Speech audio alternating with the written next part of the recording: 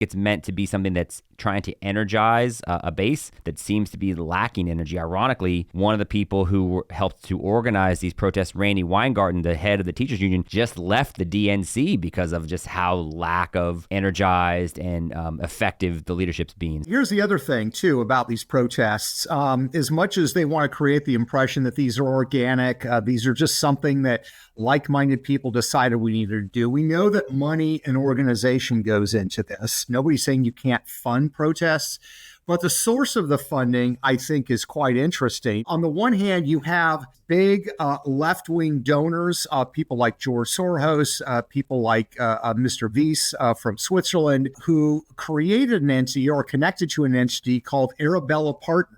It's kind of like the Wall Street of left-wing billionaires. They funded a huge number of the organizations that are co-sponsoring these protests.